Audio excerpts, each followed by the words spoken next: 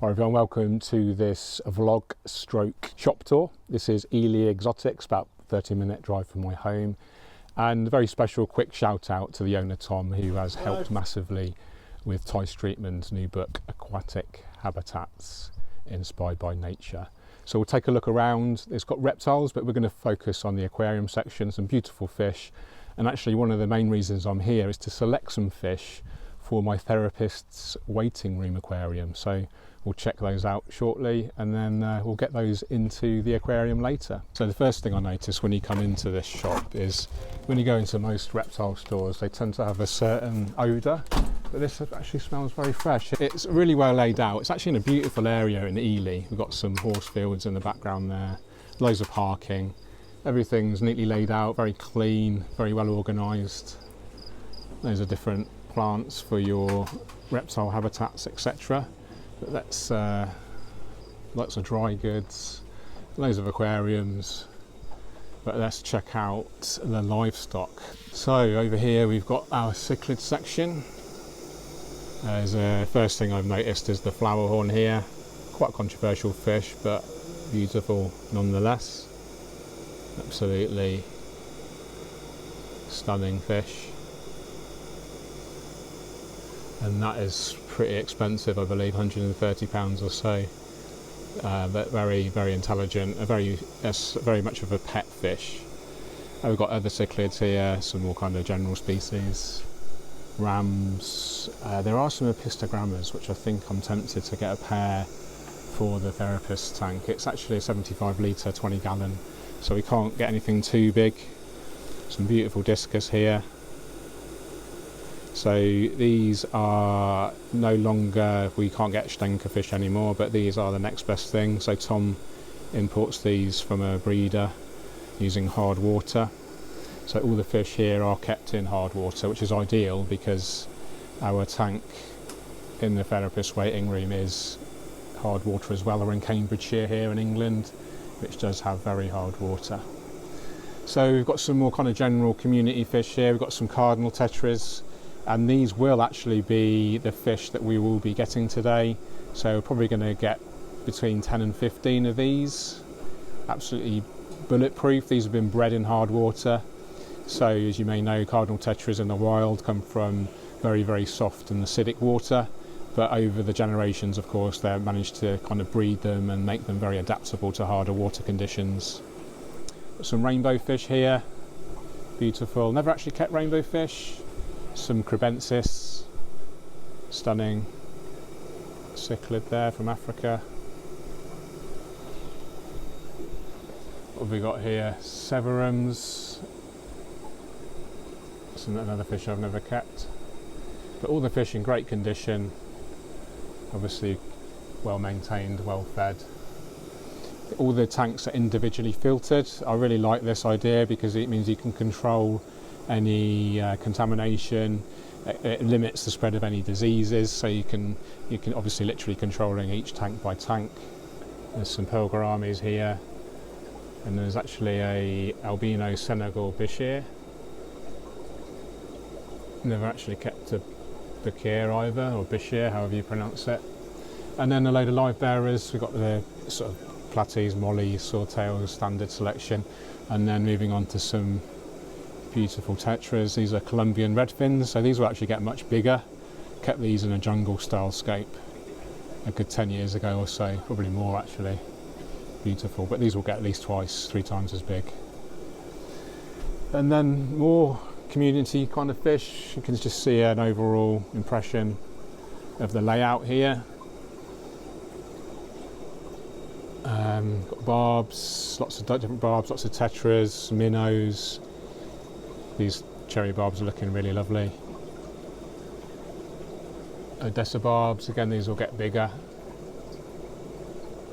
The colour's a little bit off, you know, they're using kind of, obviously there's a red and blue heavy spectrum on the lighting here, so you will get a bit of a purple rendition.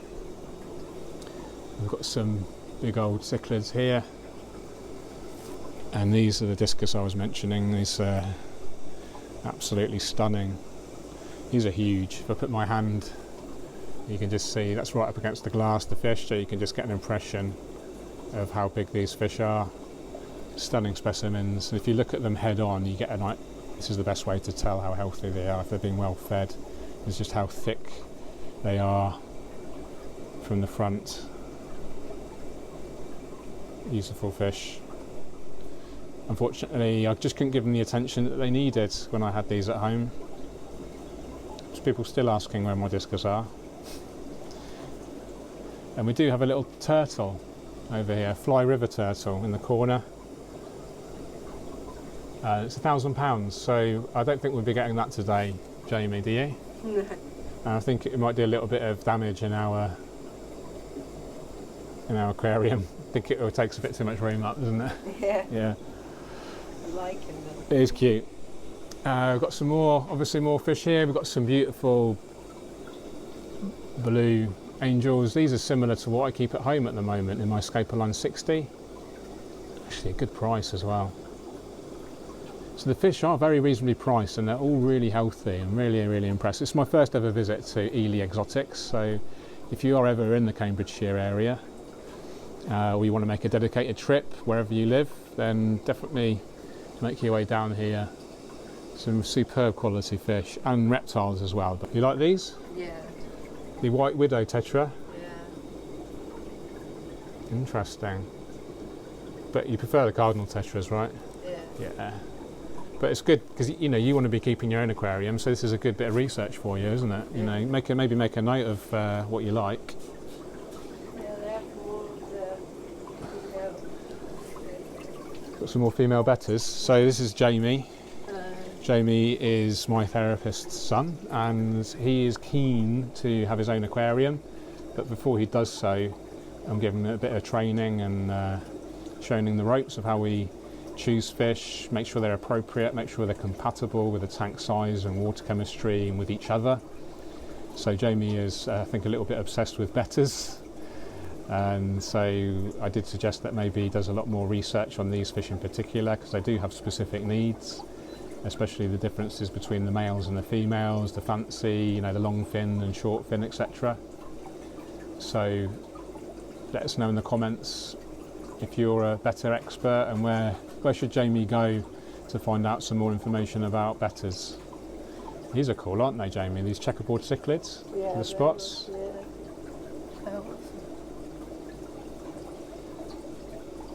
And the black neons, we saw these in Aquarium Gardens, didn't we? Remember these black neon tetras? Yeah. I like them. They're nice, aren't they? Really beautiful, really hardy as well. And yeah, just a really, really great selection of community. Some rarer fish as well. There's some beautiful male betters here, some show betters.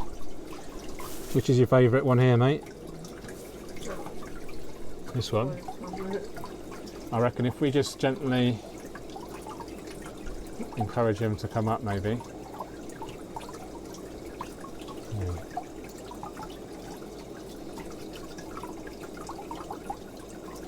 Beautiful fish. It makes me want to keep one myself now. I used to have a better, not dissimilar to this. It was a short fin variety, and it was called Nimrod. And it was called Nimrod because my favourite piece of classical music is called Nimrod. And also it's one of my favourite aircraft. But in America, a Nimrod is another name for a head. So it's quite funny when I realise that. Lots of different live bearers. Endlers, these are quite cute, Jamie. These are really easy to keep, but they'll just breed really probably too frequently, so we're probably not best keeping these in our therapy room aquarium. Mollies, the black mollies. They'll kind of disappear because we've got a black background in the aquarium, but they are good for the surface. They actually eat a little bit of algae as well. Oh. And they help to keep the surface scum clear, but we don't really have that in our aquarium, so that's okay. So yeah, lots to choose from. Now I did look at Tom, the owner, Jamie. He recommended some of the apistogrammas. So I don't know if we can see any. Let's go and find Tom if he's.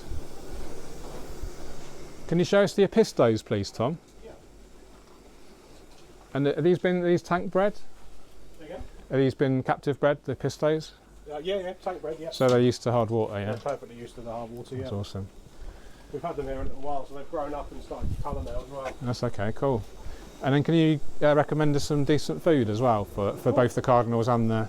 Absolutely, yeah. Oh yes, I did see these. So yeah, that's a male there, and then there's some females a little bit smaller. Beautiful. Yeah, they're really starting to come into their adult colours now. Yeah. Those diamond tetras are nice specimens as well. They are, aren't they? Yeah, yeah.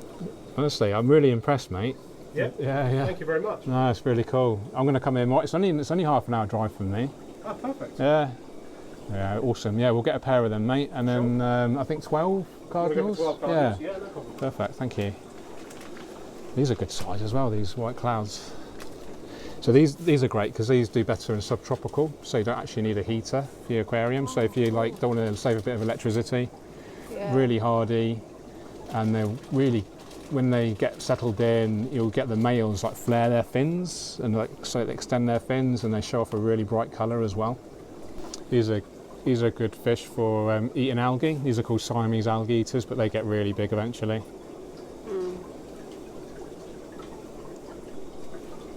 Should we have a quick look at the reptiles while Tom's getting the fish? Oh, these are lovely, aren't they? These are really nicely set up. So this is a frilled dragon. It's quite camouflage, isn't it, against the tree bark? Yeah. Very cool. Remind me of tiny dinosaurs, you know? Yeah. Do you know what I mean? Oh, beautiful. Carpet chameleon. Only £400. How many should we get? I love the way their eyes move around. And their eyes move independently, so the left and the right eye kind of, so they have a complete kind of view all around them. Awesome. Snake. Hypo boa constrictor. What do you think about snakes, Jamie? I like snakes. A bit special, aren't they? Do you not want to get one out and hold it? No. You sure? Yeah. Can arrange that for you if you want. Oh, look at these frogs. These are beautiful. So I wasn't actually going to show the reptiles or the amphibians, but they are so great and they're really well set up, aren't they? They look really natural, don't they? They're like little natural habitats for them. Really well maintained.